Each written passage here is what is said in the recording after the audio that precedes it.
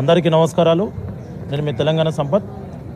నిన్న కాంగ్రెస్ పార్టీ సంబంధించినటి ఒక నాయకుడు, తెలంగాణ ఉద్యమ ద్రోహి జగ్గారెడ్డి కేరాప్ మాఫియాకు ఒక రాజకీయానికి ఒక నాయకుడు. ఇలా జగ్గారెడ్డి గారు ఇలా ఏం మాట్లాడుతున్నారంటే రాజకీయాలకు విలువలు లేని మాటలు మాట్లాడుతున్నారు జగ్గారెడ్డి గారు.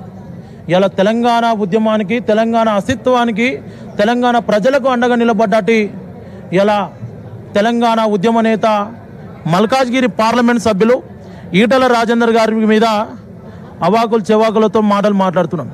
నేను అడుగుతున్న జగ్గారెడ్డి గారు, నువ్వు ఫస్ట్ మమ్మలను బింగిల్ తీపించే ముందు నువ్వు నీ ముఖ్యమంత్రి గ్రామాలలో గ్రామాలలో పోతే ఉరికించి కూడా కొడతారు నిన్ను, నీ ముఖ్యమంత్రిని. అది మాత్రం గుర్తుపెట్టుకోవాలి జగ్గారెడ్డి గారు.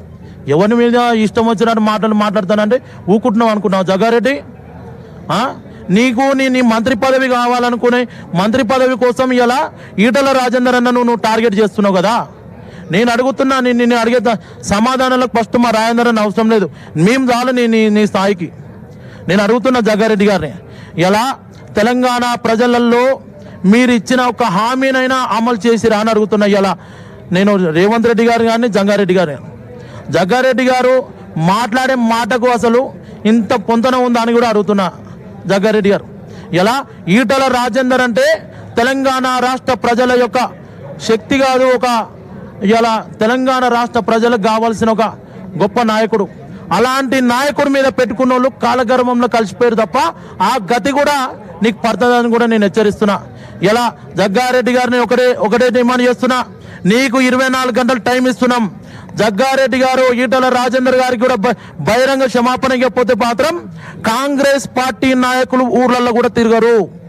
నేను చెప్తున్నా, నువ్వు ఎక్కడ తిరిగినా నీ భర్తం నువ్వు క్షమాపణ చెప్పేదాకా నీ భర్తం నా కొడుక. నువ్వు ఏమనుకుంటున్నావు? నువ్వు ఏమన్నా అనుకుంటే నేను అడుగుతున్నా జగ్గారెడ్డి, తెలంగాణ ఉద్యమంలో ఉద్యమకారుల మీద దాడి చేసిన నీచ కుక్కవు నువ్వు ఇలా ఈటల రాజేందర్ గారిని విమర్శించే స్థాయి బాబు నేనే.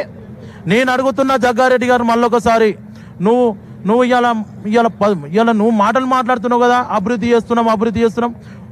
నీ సంగారెడ్డి నియోజకవర్గంలో సదాశివపేట మండలంలో ఒక గ్రామానికి పో, తరిమి కొడతారు నీ కాన్స్టిట్యూన్సీలో. నీ కాన్స్టిట్యూన్సీలో నిన్ను నీ ముఖ్యమంత్రి తరిమి కొట్టి కాంగ్రెస్ పార్టీని పాతలేసి తొక్కుతారు.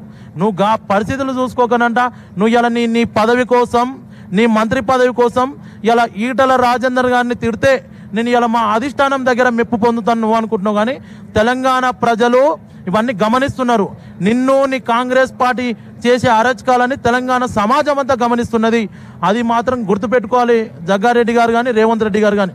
నీ రేవంత్ రెడ్డి స్వయానా ఢిల్లీలో ఉండి చెప్పినారు, కొట్లాడి సాధించుకున్న తెలంగాణ రాష్ట్రాన్ని ఇలా ఢిల్లీ కాంగ్రెస్ నాయకుల దగ్గర తాకట్టు పెట్టి తెలంగాణ ఆత్మగౌరవాన్ని దెబ్బతీసింది ఇలా రేవంత్ రెడ్డి కాదానికి. దీనికి సమాధానం చెప్పాల్సిన అవసరం ఉన్నది ఇలా జగ్గారెడ్డి గారు.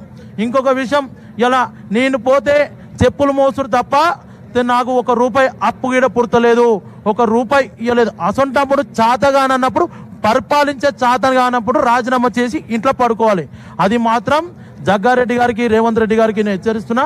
పేద ప్రజల నాయకుడు, ఇలా తెలంగాణ ఆత్మగౌరవ గొంతుక భారతీయ జనతా పార్టీ జాతీయ కార్యవర్గ సభ్యులు, మల్కాజ్గిరి పార్లమెంట్ సభ్యులు ఈటల రాజేందర్ గారి మీద నువ్వు అసత్య ఆరోపణలు చేసినావు.